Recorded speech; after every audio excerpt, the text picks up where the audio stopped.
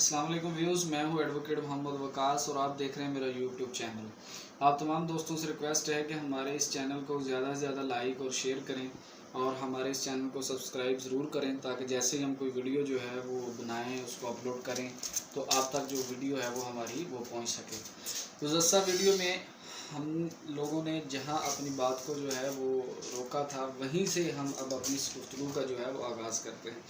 गुज़श्ता video में हमने बात की जो आज कराची में एक अफसोसनाक वाक़या जो है वो पेश आया। तो मेरा ये ख़्याल है, मेरा ये तज्ज़िया है कि इस वक्त ये जो हमारे मुल्क में जो ये मौजूदा दहशतगर्दी की जो लहर आई है, इसका ताल्लुक़ जो है वो हमारे इस खित्ते की जो सिक्योरिटी की सूरत हाल है उसके साथ है। उसके लिए हमें ये समझना होगा कि हमारे इस खित्ते में जो इंटरनेशनल इस्टेब्लिशमेंट है, जो कि अमेरिका है और इसराइल है, वो क्या चाहते हैं और वो अपने मफादात को कैसे हासिल करना चाहते हैं और उनके रास्ते में क्या क्या रुकावट आ रही है और उस रुकावट को दूर करने के लिए वो कौन कौन से स्टेप जो है वो ले सकते हैं। अमेरिका का जो इस खित्ते में रोल है उसको हम लोग समझने के लिए 3 हिस्सों में डिवाइड कर सकते हैं। पहला हिस्सा जो है वो 9/11 से पहले का है, यानी कि पाकिस्तान के वजूद में आने से लेकर 9/11 के तक का अरसा जो है इसको पहला फेज़ कह लें। दूसरा जो फेज़ है, जो दूसरा मरहला है, वो 9/11 से लेकर 2014 तक है। और तीसरा जो ये जो मौजूदा फेज़ है ये 2014 से अब आगे कंटिन्यू कर रहा है। अब अमेरिका सुपर पावर कैसे बना, ये सबसे पहले हमें जानना ज़रूरी है कि अमेरिका ने दुनिया की जो हुक्मरानी है वो कैसे हासिल की। अमेरिका ने दुनिया की जो हुक्मरानी है वो जंग के ज़रिए से हासिल की, जंगो जदल के ज़रिए से हासिल की। वो कोई जो है वो सियासी तौर पर कोई यूँ आप कह लें कि लोगों को आपस में मिलाकर और एक महाज उसने बनाया, तो इस तरह नहीं है, बल्कि उसने अपनी साजिशों के ज़रिए से, अपने झूठ के ज़रिए से दुनिया को जंग में झोंका। जो सेकंड वर्ल्ड वार है उससे कबल अगर आप देखें तो अमेरिका, ये बात ठीक है कि सेकंड वर्ल्ड वार से पहले जो अमेरिका है वो इमर्जिंग सुपर पावर के तौर पे सामने आ रहा था। जापान को उसने चैलेंज किया, जापान पे एटम बम कराए, वो सारी बात सामने है। तो फर्स्ट वर्ल्ड वार के बाद अमेरिका ने बाकायदा जो है वो एक ताकत हासिल की थी, लेकिन जिस लम्हे उसने अपनी इस ताकत को इस कदर बढ़ा दिया कि वो पूरी दुनिया पे हुक्मरानी करना शुरू हो गया, वो लम्हा दूसरी जंग अज़ीम है।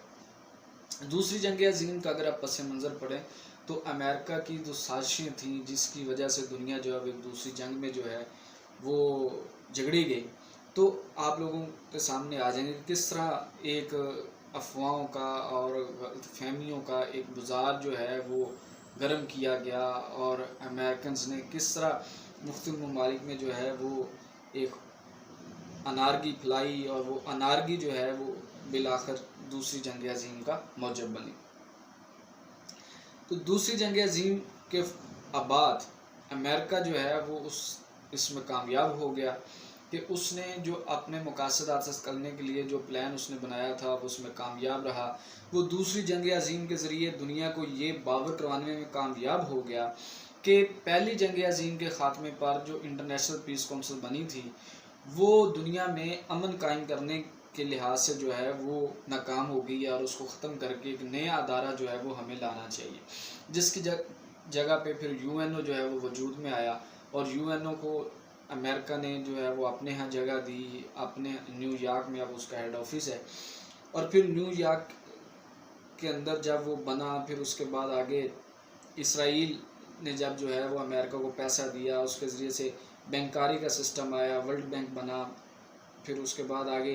वर्ल्ड बैंक से ही उसके पैरेलल एक बॉडी जो है वो बाद में IMF जो है वो बन चुकी है। तो ये एक डिज़ाइन था अमेरिका का कि वो इंटरनेशनल जो इंस्टीट्यूशंस हैं उनके ज़रिए से उसने दुनिया को कंट्रोल करना शुरू कर दिया। 51 में हमारे साथ अमेरिका के ताल्लुकात जो है वो बाज़ाब्ता तौर पे कायम हुए लियाकत अली ख़ान साहब के दौर में, और फिर उसके बाद जो है वो चलता रहा। लेकिन अमेरिका ने बैक वक्त ہمارے ساتھ بھی تعلقات قائم رکھے اور انڈیا کے ساتھ بھی تعلقات قائم رکھے۔ اب اس نے ایسا کیوں کیا؟ وہ ہماری اور انڈیا کی جو ٹینشن ہے وہ اس کو یوز کرتا رہا، ہمیں بلیک میل کرتا رہا، ہمیں انڈیا کا نام لے کے بلیک میل کرتا رہا، انڈیا کو ہمارا نام لے کے بلیک میل کرتا رہا، اور یہی سلسلہ جو ہے وہ چلتا رہا۔ اور پھر جو ہے 1965 کی جب جنگ عظیم ہوئی، 1965 کی جب جنگ ہوئی ہماری انڈیا کے ساتھ، تو اس میں پھر امریکہ کا جو چہرہ تھا وہ ہمارے لوگوں کے سامنے جو ہے وہ عیاں ہو گیا کہ امریکہ جو ہے وہ ہمارا خیر خواہ نہیں ہے، کیونکہ امریکہ نے ہمارے ڈیفنس کی جو ذمہ داری تھی وہ لے رہا تھا، جی میرے ہوتے ہوئے آپ کو دفاع کے لحاظ سے پریشان ہونے کی ضرورت نہیں ہے۔ لیکن 1965 میں جو ہے وہ جو امداد جو سفارتی سطح پر ہم امریکہ سے چاہ رہے تھے، جو عملی طور پہ ہم چاہ رہے تھے، امریکہ اسے کک بیک کر گیا۔ اور پھر 71 میں بھی ایسا ہی ہوا، کیونکہ ہمارا جو ہے وہ کوئی زمینی راستہ نہیں تھا بنگلہ دیش کے ساتھ، تو سمندری راستہ تھا، تو امریکہ کو کہا گیا تھا کہ وہ اپنا بیڑا جو لے کے وہاں تک پہنچے گا سمندری سرحد پر، اور وہ پاکستانی فوج کو جو ہے وہ مدد فراہم کرے گا، جو امریکہ نے نہیں کی۔ اور پھر جس کے بعد ذوالفقار علی بھٹو صاحب جو ہیں انہوں نے یہ چیز سوچ لی اور وہ یہ چیز باور کر گیا کہ امریکہ کے ساتھ جو ہمارا فیوچر ہے وہ نہیں ہے، امریکہ ہمیں دھوکہ دے رہا ہے اور انڈیا کے نام پہ وہ ہمیں بلیک میل کرتا ہے،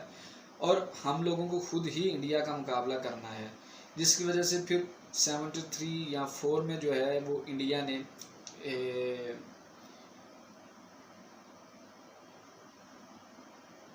ان کی جو خاتون وہ تھیں پرائم منسٹر، ان کا نام اب میرے ذہن سے جو ہے وہ اچانک نکل گیا ہے، تو انہوں نے جب جو تھے وہ دھماکے کیے، تو اس کے بعد ذوالفقار علی بھٹو صاحب جو ہے وہ ایٹمی پروگرام لے کے آئے، پھر وہ آپ سب لوگ جانتے ہیں جس طرح سے ان کو ہٹایا گیا، پھر جنرل ضیاء کا دور آیا، جنرل ضیاء کے دور میں امریکہ نے جو ہے وہ روس کو، جو اس وقت سوویت یونین تھا، اس کو چیلنج کیا، اور وہ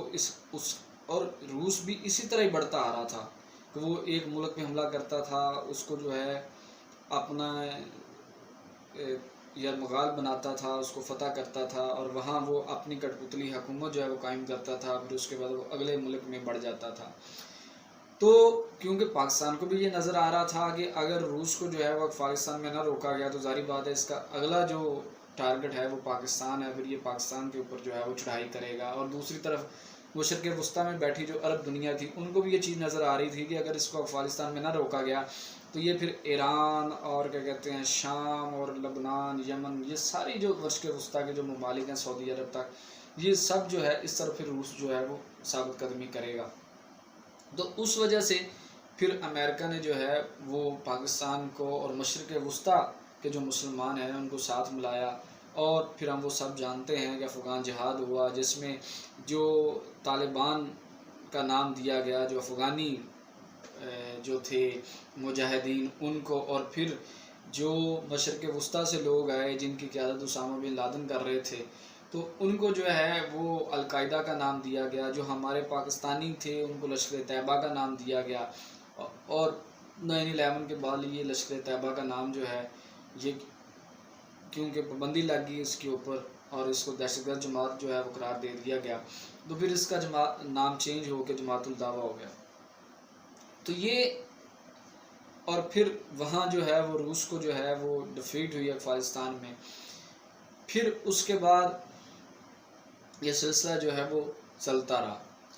اور پھر افغانستان کے اندر جو ہے وہ جب طالبان کی حکومت بنی تو وہ حکومت بن گئی کہ جو اسلامی جو نظام حکومت ہے ان کے اوپر وہ کام کرنا شروع ہو گیا۔ تو امریکہ کو یہ چیز جو تھی وہ کسی صورت برداشت نہیں تھی، کہ کیونکہ امریکہ نے اپنا جو حکومت کی ہے، جو اس نے اپنی حکومت بنائی ہے، وہ تو دنیا کو جو کنٹرول کر رہا تھا وہ تو 2 طریقوں سے کنٹرول کر رہا تھا، ایک جو سودی نظام ہے اس کے ذریعے سے، اور دوسرا وہ یہ جو فساد ہے، یہ جو لڑائی جھگڑا ہے، جنگ ہے، اس کے ذریعے سے۔ تو اگر اسلامی نظام حکومت جو ہے وہ وجود میں آتا ہے، ایک اسلامی ریاست بن جاتی ہے، تو پھر وہاں جو سودی نظام ہے وہ نہیں چل سکتا۔ تو اگر ایک افغانستان کے اندر ایسی حکومت بنتی جو اس کو چیلنج کرتی، تو پھر یہی چیز آگے پوری اس خطے میں پھیل جانی تھی، اور جس سے اس پورے خطے میں جو امریکہ کا انٹرسٹ تھا یا جو موجودگی تھی اس کو چیلنج ہونا تھا، اور شاید وہ ناممکن ہو جاتی۔ تو اس لیے افغانستان کو پھر جو تھا وہ امریکہ نے ان طالبان کو جو ہے وہ ٹارگٹ کرنا شروع کر دیا۔ نیکسٹ ویڈیو میں ہم یہیں سے اپنی بات کو کنٹینیو کریں گے۔ آپ سے ریکویسٹ ہے کہ ہمارے ساتھ جو ہے وہ آپ جڑے رہیں، تاکہ